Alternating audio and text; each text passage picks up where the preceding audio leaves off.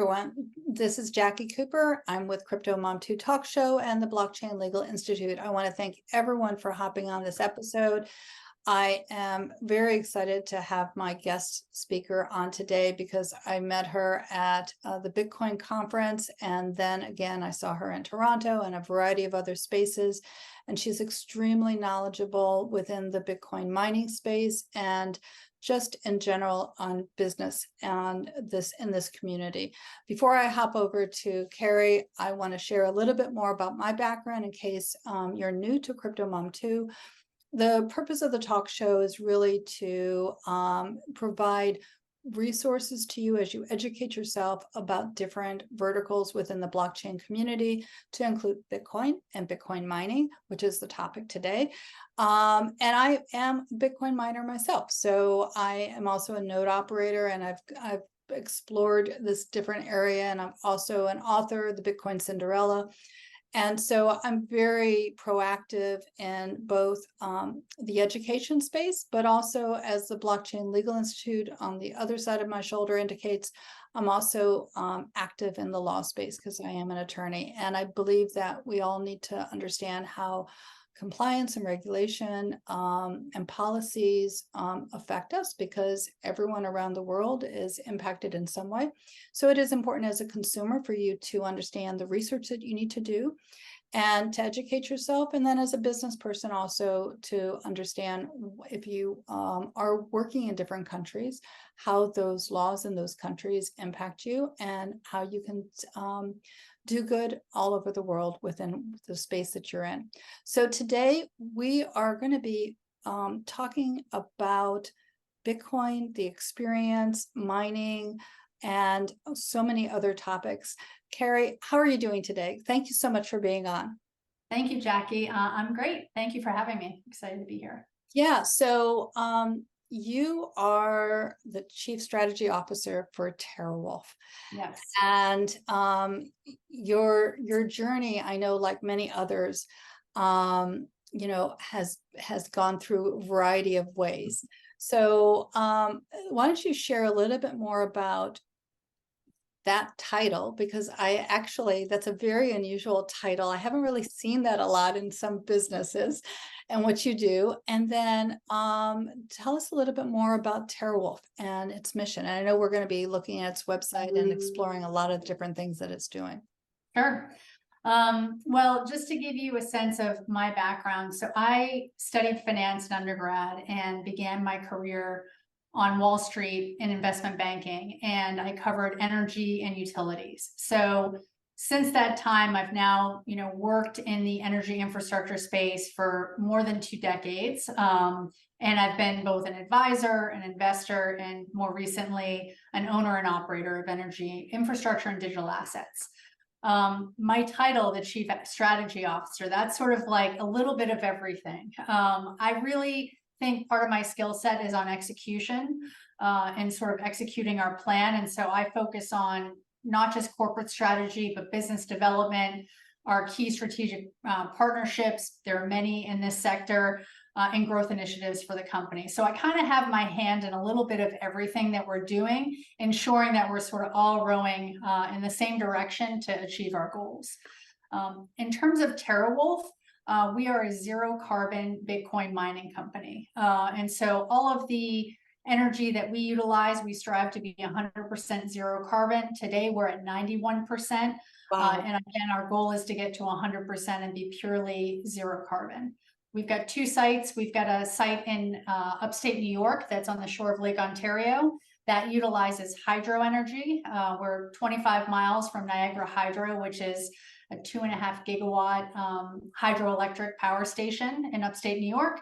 And then our second facility is in central Pennsylvania, where we are actually the first behind the meter Bitcoin mining facility to be directly connected to a zero carbon, a nuclear facility, which is obviously zero carbon. I'm showing the website right now because, again, it is phenomenal. Not many companies can say that they are achieving that level of eco-friendly, business model. how do you do this? I mean, how are you able to achieve this when so many other companies have not? So I think it's important to understand, not just my background, but our team's background. We've been together now for more than 20 years, developing, building, and operating energy infrastructure. And over the course of, I'd say the last 5 to 7 years, as sustainability and decarbonization has become increasingly important, we've been looking to reposition some of the assets that we owned that were thermal to renewable. And, as you think about some of these sites that have been built many, many years ago, these power sites, there's a tremendous amount of infrastructure that's embedded within the site to connect to the grid, equipment, transformers, all these sorts of things. And so as you think about redeveloping, you want to make sure that you're leveraging that. And so as we started to look into opportunities, high intensity computing, things of that nature, where you could locate them close to the facility and maybe convert it from producing power to actually using power. And we were very quickly introduced to Bitcoin mining. Actually, it's an interesting story because our team was approached by one of the largest public Bitcoin miners, Marathon. And at the time, their former CEO had just purchased a bunch of Bitcoin mining equipment, but needed a facility to plug them in, and two, a place to source power. And so we entered into a partnership, and in that partnership, we ended up building the mining facility, installing the equipment, and then operating the Bitcoin mining facility. And through that experience, we said, it became very obvious that at the core of Bitcoin mining is energy. It's the single most variable cost in producing a Bitcoin. So if you know how to procure power and procure it at scale and at the cheapest cost, you're going to have a significant advantage.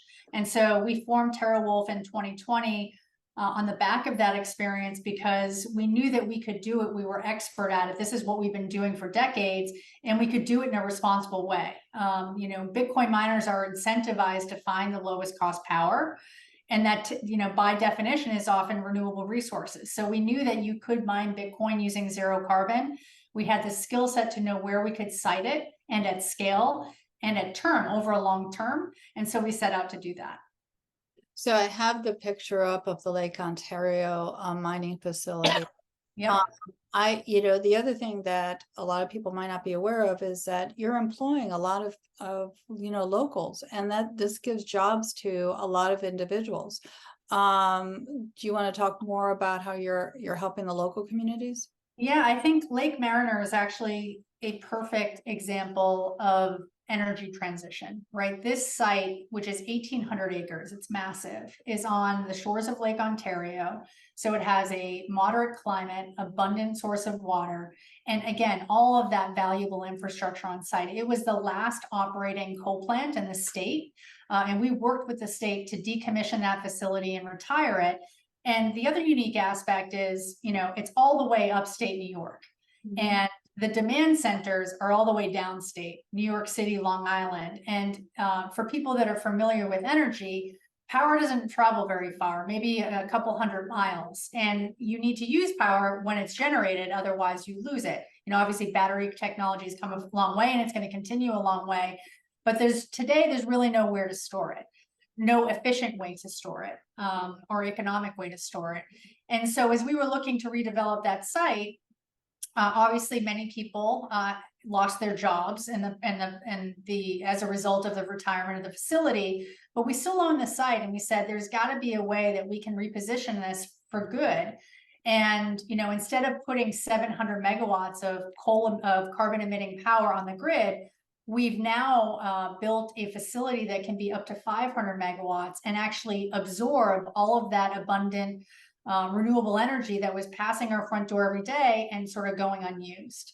And in that process, we had a tremendous pool of very talented engineers and operators, and who better to operate this Bitcoin mining facility than the people that had been doing it for decades, or operating the facility and actually generating the power for decades.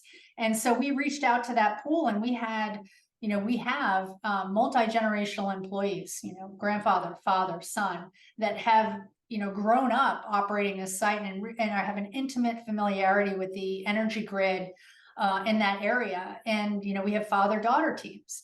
And so it's been a very fulfilling experience because we're not only serving as a valuable tool to balancing the grid and enabling the utilization of those renewable resources, but we're also providing jobs and economy and, prosperity to a region that really relied on that old coal industry. So it's been a great opportunity and experience for us all together. So do you, are you foreseeing that you're going to duplicate this in other areas that might have similar challenges within the coal or other energy areas? Yeah, and so as we think about locating Bitcoin mining facilities, and one of the important features about our sites is scalability. And so as I mentioned, this used to be a 700 megawatt coal plant, and we have the capacity to put up to 500 megawatts of Bitcoin mining capacity.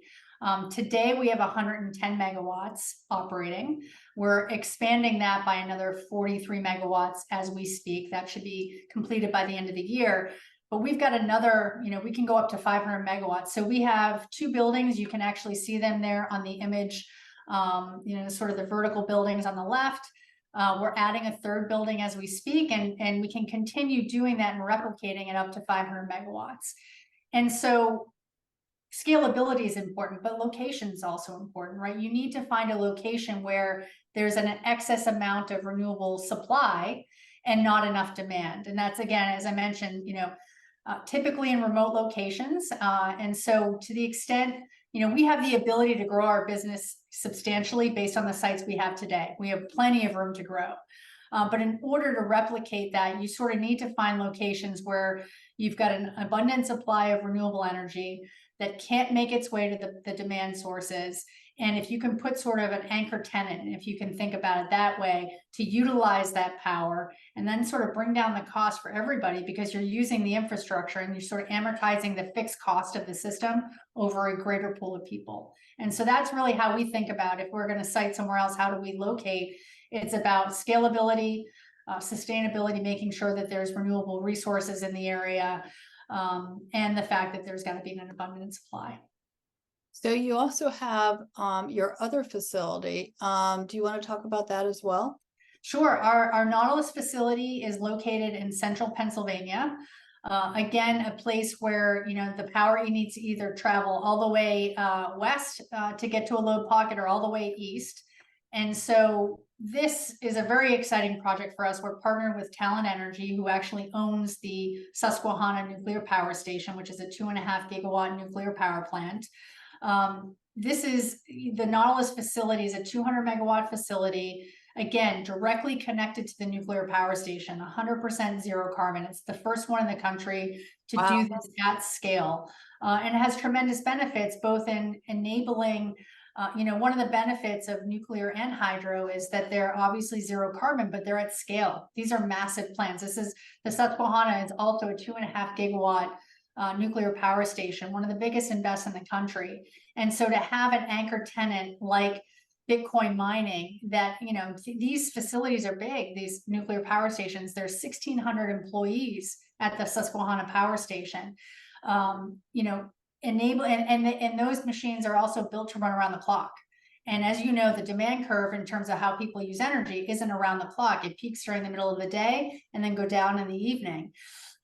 But these machines run 24/7. So if you have a tenant like Bitcoin mining that doesn't care what time of day it is or where it is, that can just be running around the clock, it's a tremendous value to the nuclear power station as well. So it's sort of a win-win for the mining facility as well as for the nuclear power plant. While you were talking, we've seen each other at a few of the Bitcoin conferences, and last year I released the Bitcoin Cinderella and the Seven Dwarves, which was just about the dwarves mining Bitcoin. And I keep thinking, and in that book I did talk about the environmental friendly side of Bitcoin mining, but I keep thinking I'm going to have to rewrite it to include this this facility and this plant as one of the examples, because in my research, I didn't even stumble on this. And so, forgive me for that, because this is phenomenal in terms of just the role model that this can be used for, and that was part of the reason why I wrote the book, is to educate people about the history of Bitcoin, as well as the fact that there's a lot of good happening within the community. Well, Jackie, you shouldn't be too hard on yourself, because this facility just began operations in March of this past year. Oh, okay, fine. So it's fresh. You didn't miss it. We've been working on it, but it started operating. It actually started mining Bitcoin in March of this year. So, all right. So I'll have to just do an addendum on the book. yeah, exactly. But definitely, this is something that should be shouted out about, because it is phenomenal in terms of just what you've achieved. And, again, everything. And for those that, are not familiar with how mining works, it is, there are rigs, and it generates a lot of heat, again, but this is all, you can, for those that are on the audio side, hop on over to the YouTube side so you can see the pictures. But this is very exciting to me, because being a miner, it's all about this. So, all right, I'm going to stop sharing for a second. We're going to get into a little bit about your background, since I'm all about stories. And as I know I shared with you, and for those that are listening, one of my next books coming out is the Bitcoin Cinderella, and the true stories of women in Bitcoin. And you're one of them. I mean, you learned about, tell us your story. When did you learn about Bitcoin? Because Bitcoin is about like a teenager right now. It's about 13, 14 years old. So I would say that's an interesting way to think about it. A lanky teenager. I would say that my first, I first became interested in learning about Bitcoin about 5 to 6 years ago.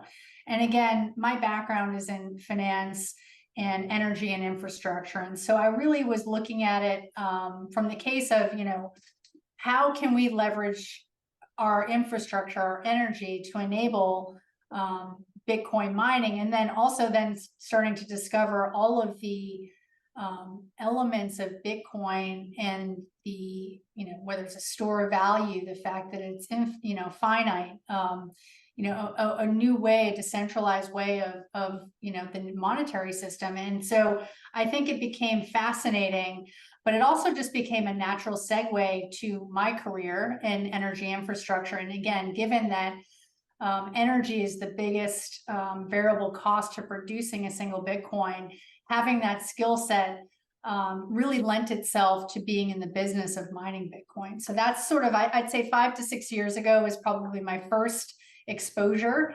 to the business of mining Bitcoin, and then understanding Bitcoin itself.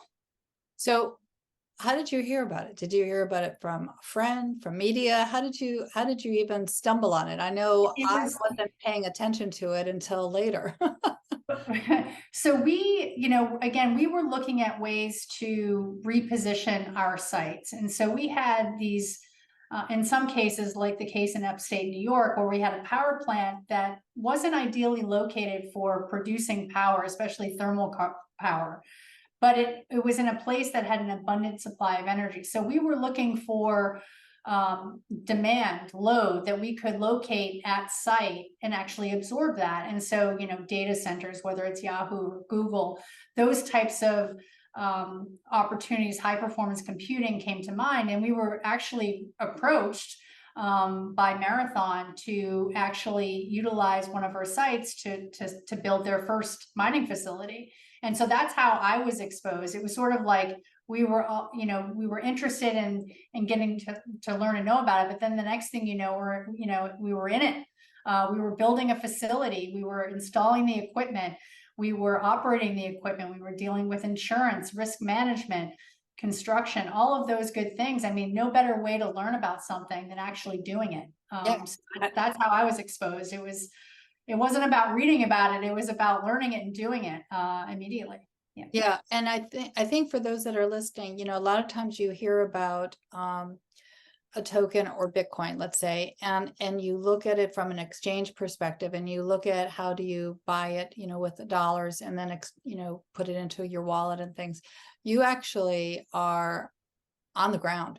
And for those that don't understand, in order for Bitcoin to be created, it's a mathematical calculation that these computers are doing, but they need to have, it's different than when it first started. When it first started, you can mine it in your home. Now the difficulty, very inefficiently. yeah. So now you have a lot of these rigs that are up and running in order to mine the coins that are then purchased at the exchanges. So do you how do you see the community changing over time? Do you see that a lot of the other facilities might be following your lead and looking at doing this in a more eco-friendly way? Because different countries are doing different things. I think the natural answer to that is yes, because again, the incentive, so we're in the conversion business, right? We in our prior iteration as operators, we were converting a source of energy to power. Now we're converting power to Bitcoin. And so we look at it as a business. So we want to mine that Bitcoin, we want to produce that Bitcoin at the lowest marginal cost, right? That increases our profitability as a business. And we're a public company. And so our fiduciary obligation is to create value for our shareholders. And that's how we do it. We mine at the lowest marginal cost, and we do it responsibly with zero carbon. I think zero carbon not only is the lowest cost way to do it, but it has tremendous value in terms of you thinking about the regulatory and legislative landscape, right? Over time, I think mining with thermal resources is going to be politically untenable. It's also going to become uneconomic because fossil fuels, gas, are highly volatile. There's going to be, it costs money to offset your carbon emissions. And so I think there's a natural evolution, an incentive for these large scale Bitcoin miners to be responsible and do it, because there's no reason why you shouldn't or can't. It's available. There's abundant resources that are going underutilized every day.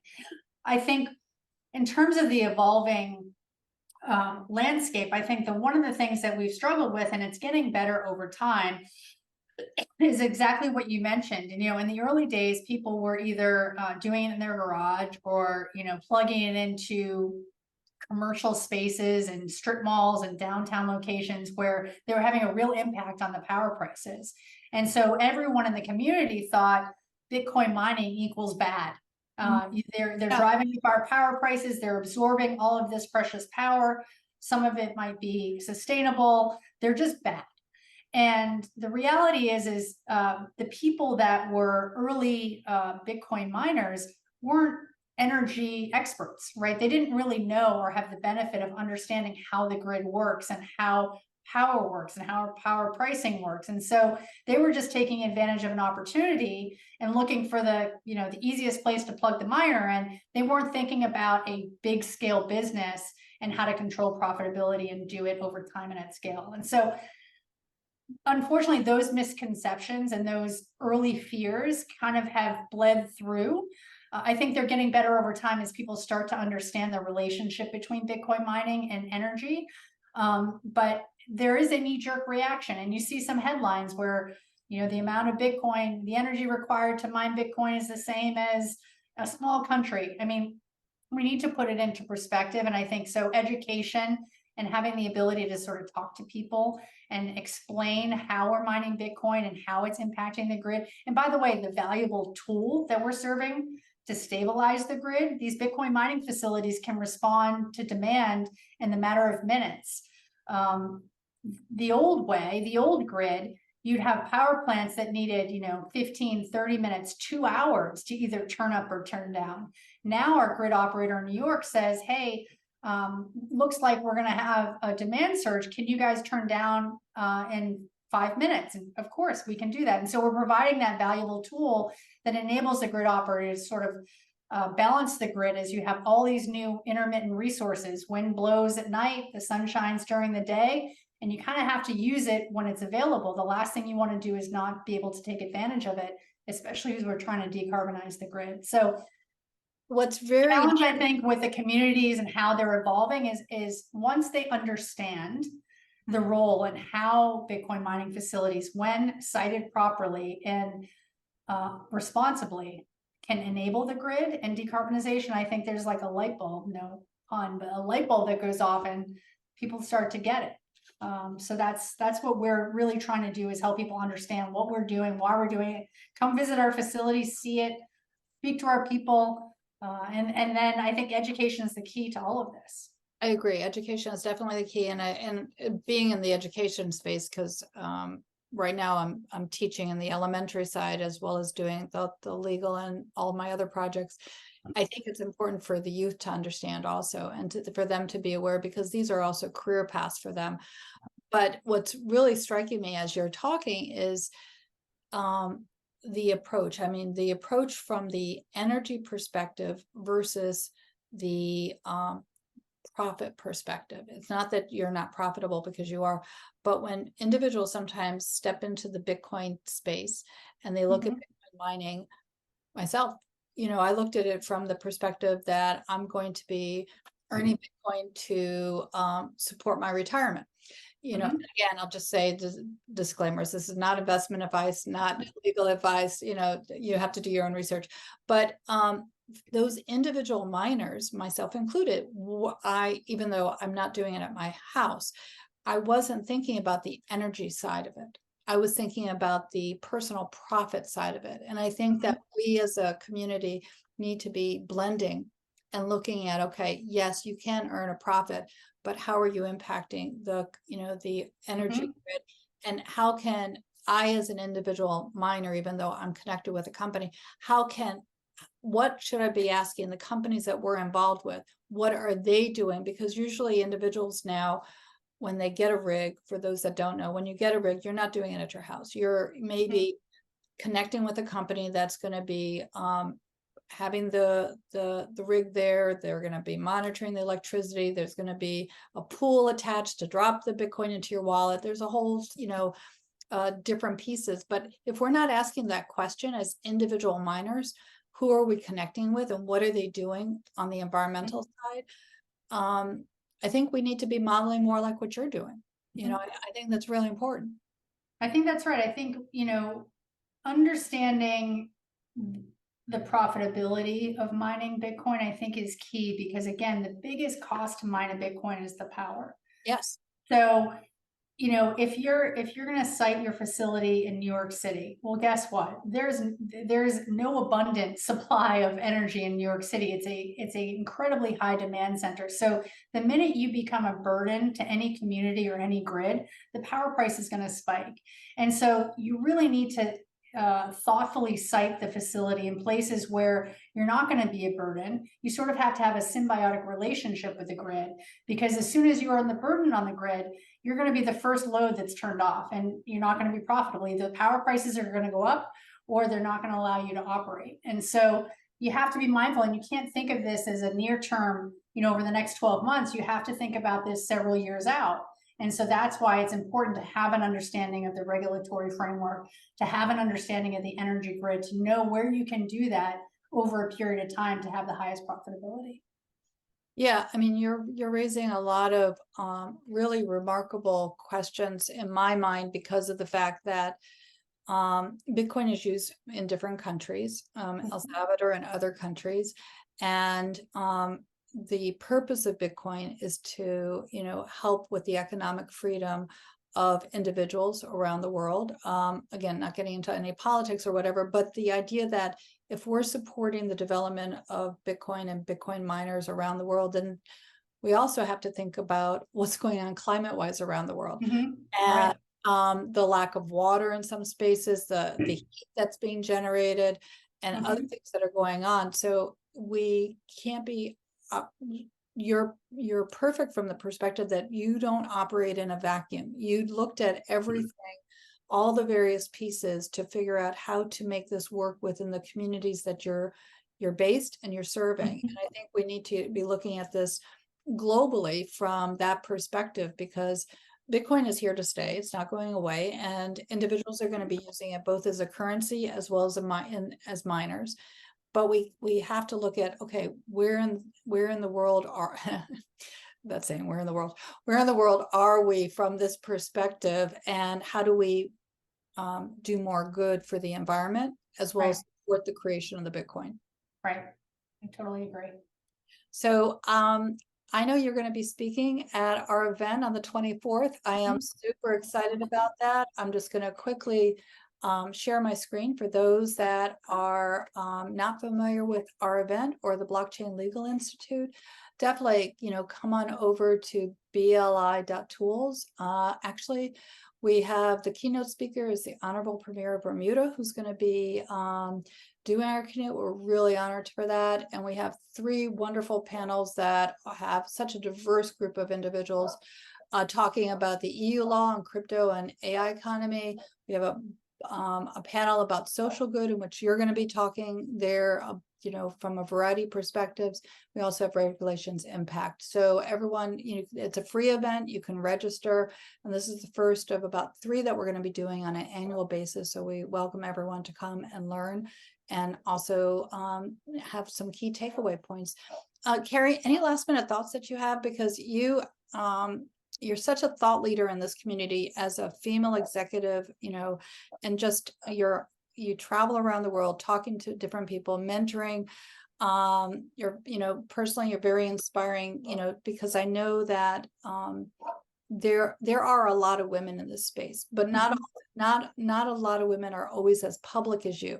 And so from that perspective, I really appreciate your taking the lead. But what last minute thoughts would you like to share? I would, obviously I would love for people that are interested to learn more about TeraWulf. We have, we're on Twitter at TeraWulf Inc. We have a website. We recently put out a site tour video. So I've talked a lot about our 2 sites in New York and Pennsylvania. There's a video on YouTube that you can check out, see some of the community benefits that I talked about, sort of displayed by the people that speak about them themselves. And then I think, I'm happy to be, I really feel fortunate to have the opportunity to be out and engaging with people on this, because I do think, and your platform especially, educating people is so key in helping both just sort of the business of Bitcoin mining, Bitcoin itself. We have a very powerful network in the females in the space and in the sector. I think when I first started, I didn't appreciate it until as the years went by, but now we've got such a powerful network of women that really support one another.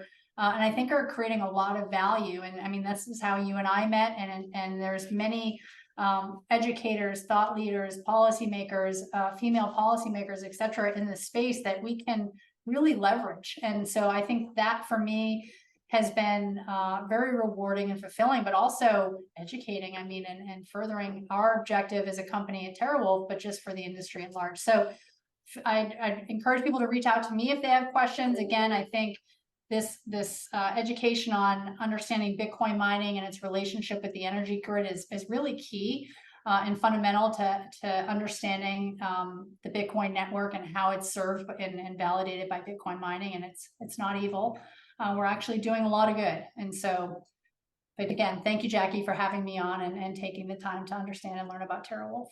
Yeah, no, I was very excited to have you on because I knew how important TeraWulf is as a model for the community. And I'm all about sharing resources and just also chatting with you. It's always been at every time we've met at different places. So everyone who's listening, Kerrie's contact information will be in the blog below. Again, if you have any questions, reach out. It is all about learning. And so that way you can have the information, the resources that you need to know to make decisions for you, your family, and for those around you and your community. And as I always say at the end of all of my shows, be kind to yourself, be kind to others. We are all so interconnected. We're all part of one world now more than ever. And have a great day, guys. Thanks.